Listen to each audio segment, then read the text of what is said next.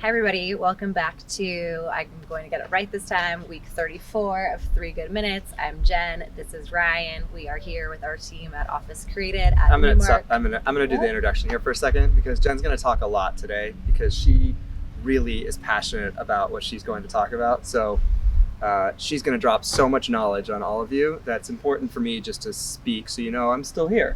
Is that okay? That's such a Ryan thing to say. Not really. A little You're bit. still here. Okay. So, linked at the end of this video, it's true. That's Jen. I'm Ryan. 3 Good Minutes. We'll get one good thing here in a few minutes. Phygital. Phygital. You guys may have heard about it. Lisa Picard, who is the CEO of EQ Equity Office, wrote an article that addressed it. If you haven't read it, we highly suggest that you do. But Phygital is obviously, maybe not obviously, but it is the intersection of the physical world and the digital world. So if you look at the Apple Watch, physical asset, digital overlay. If you look at Peloton, it's a bike. There's a digital component that makes it much more interesting than just riding a bike. Tesla, cool car, really great digital component, updates constantly, can keep up with changing times, all of it. So how is the phygital world going to impact office space? And how is it? So let's think about when we talk about workplace. I think that the workplace rate of change is going to continue at an exponential rate. So right now, the way we worked changed every 3 years, 5 years, 10 years. 10 years. So now the way we work is going to change much more quickly. So we're already seeing this with some of the technology around hoteling. So a client said to me the other day, well, what if I show up at the office and I can't get a desk? Well, there's going to be an app for that. You're not going to go to the office if you don't know that you have a place to work. There's an app for that. That's what they always say. There's an app for that. There's an app for that. Yeah. So how can landlords specifically look at updating their physical assets, their office buildings, in a digital way? How can tenants, clients, update their physical spaces with a digital overlay to make them more flexible, to help them with this change in the way we work that, look, we talked about it last week. Right now it's meeting spaces, conference rooms, breakout areas, but that's going to change, and it's going to change much more quickly than it was before in the last 3 years or 5 years. Our industry, though, is ripe for disruption. And we've said for years, well before a pandemic, that real estate technology is going to change our business over the next 5, 10, 20 years dramatically. It will look nothing like what we came into this business as, or what any of you have done in terms of handling your leases or purchases or dispositions. It will all be disrupted.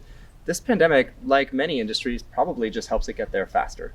Right. So if you can choose that you want to work in a conference room, or you want to work in the kitchen, or if you want to work on a couch, will you be able to do all of these things? Or will you be able to pick people and say, I want these people to come in and work with me on this day or at this time, or I don't, I want to stay away from whatever it is. How does the digital really inform the physical in a way that, especially in real estate, has never really happened before? And how do we equate that back to CEOs, managing directors, partners, founders, making sure that their workforce is working in a healthy way, not just from a pandemic or COVID perspective, but just mental health and working with the right people. And it's like real life. There's just real stuff happening behind me. They're working with people that they want to be working with, but in a way that is productive, it's effective, it's profit driven, right? So that you can equate it all together. Yeah, there will be a mental health component that is digital that does impact workspace at some point. That's not my cup of tea to develop that app, but there will be something for that. There will be an app for that. Phygital. You heard it here first. 3 Good Minutes. Or maybe you didn't. So now we want to hear your one good thing. So my one good thing is to do something that brings you joy. Ryan and I have a little competition that by March 17th, you have to do something, you have to choose something for yourself that's just for you to either do or buy that brings you joy. I don't think any of us do enough of it. We spend a lot of time focused on our partners, our kids, our coworkers, our employees, our team, and not just to be a little bit selfish and to just really do something for you. So we challenge all of you to do one thing before March 17th that brings you joy. If you would like to let us know what you choose, we would love to hear it. That was a good one. I didn't know you were going to do that. That's a really good one, though. Yeah, one good thing this week. You're welcome. I'm Jen. This is Ryan. We'll see you next week.